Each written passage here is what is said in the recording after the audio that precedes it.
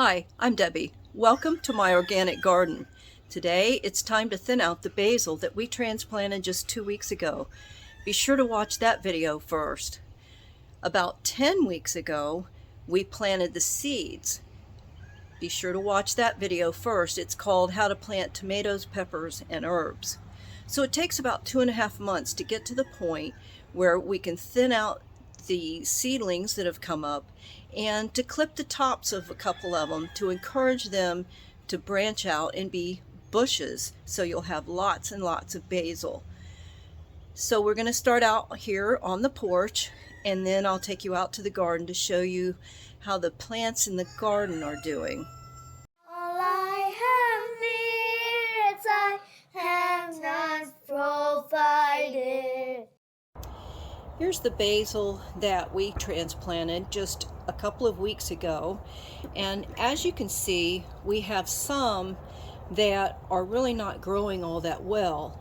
And if you recall, in the previous video, I did not separate the plants because they're so young and tender, and it's at this stage that I will thin them out. So instead of pulling them and perhaps disturbing the roots that are underneath, I just come in and I snip it off.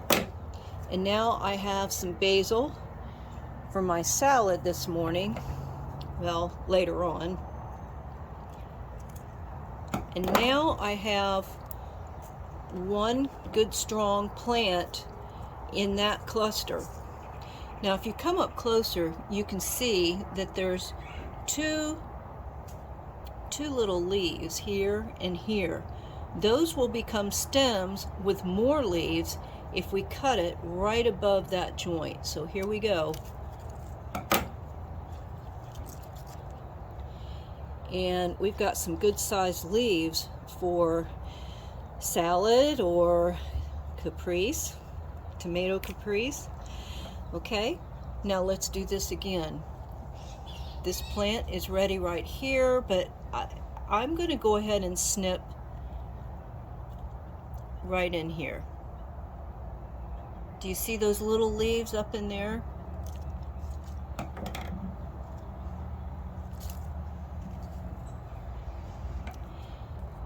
Okay, this one's a little bit more tricky, but we'll be really careful.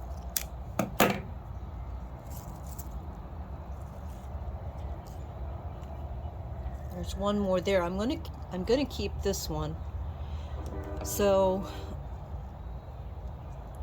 snip this very carefully. Snip this one out of there.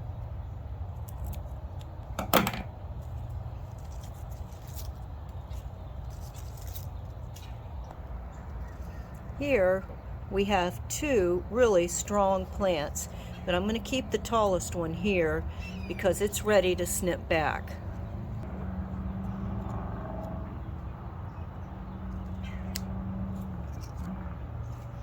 And we'll take care of these little ones right in here.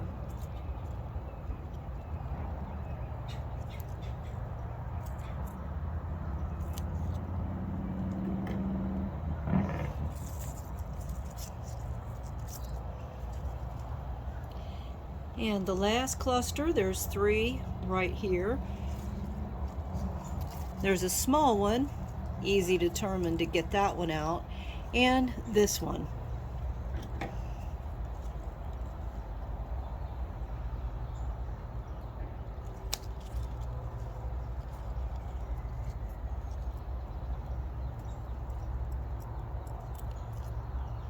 Well, now we have 5 plants all in the same pot.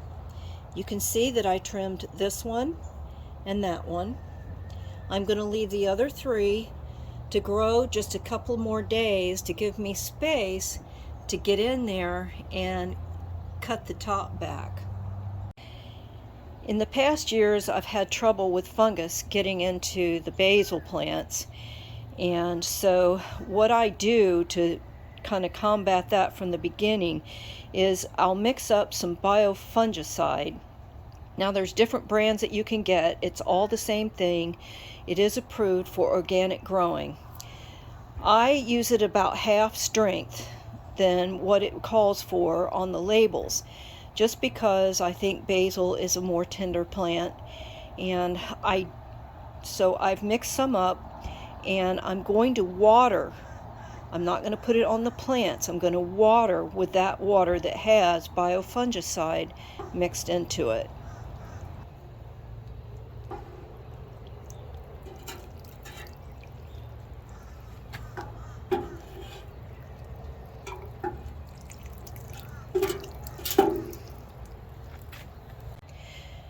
That's done, and I have a bowl full of beautiful basil leaves. I'm going to take my watering can that still has some biofungicide mixed in the water, and we're going to go out to the garden and see if there's any basil to harvest out there, and also to give it a boost with my fungicide water. Join me as I garden through the seasons. I'll teach you how to grow lots of veggies, and we'll talk about the real things that happen in real gardens. This is the garden bed where I planted the basil about 3 weeks ago. As you see, I don't think this basil is near as healthy looking as the basil that's on my porch. Here in Florida, the sun is just too harsh on basil, and I was hoping that the tomatoes would grow up quickly, and they haven't. They're kind of just sitting here. When you're experimenting in your garden and things don't turn out the way that you thought they should, don't count it as a failure. You're always going to learn from your experiments. So, what did I learn? Even at this time of year, basil cannot tolerate the strong sun in the sunshine state of Florida. So, partial shade is the answer for basil, even though it's still only the middle of March.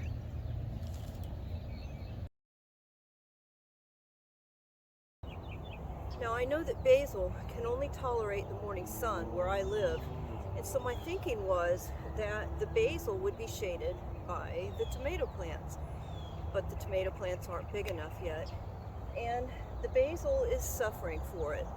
So what I'm going to do is help them out with some shade cloth, and since basil is so tender, I'm going to support the shade cloth with some stakes. Will this experiment work? I'll keep you posted.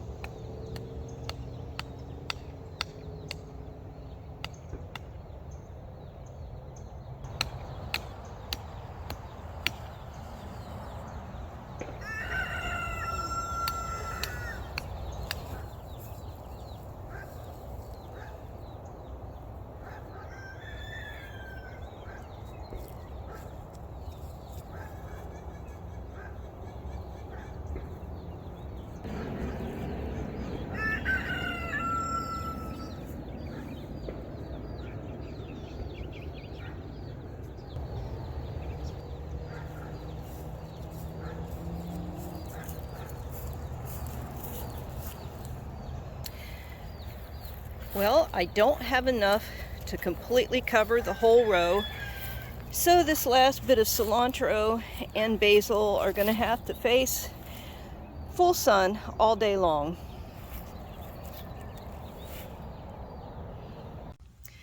Well, it's toward the end of the day, but I wanted to share what the basil looks like already after just 3 or 4 days of having it covered. So I'm pleased so far, and I hope it continues to improve.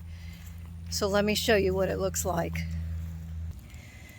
I had to go ahead and weight the edges down with various and sundry objects that I've kept over the years for projects like this. So I'm going to uncover it and show you what's underneath.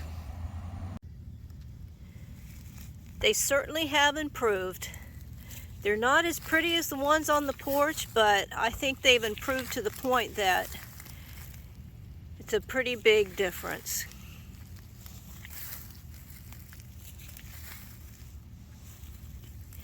Now I do have overhead sprinklers, and you can run those sprinklers right over the top of the shade cloth. The water just goes right through.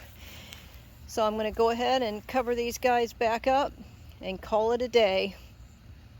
I'm pleased. You may have heard me refer to my garden journal. I refer to mine all the time. Mine is about 10 years old now, and it really is a help. I've made one for you to print out, or if you want to do an electronic version like I have, both versions are found in my Etsy shop. Thanks for watching. I hope it was helpful.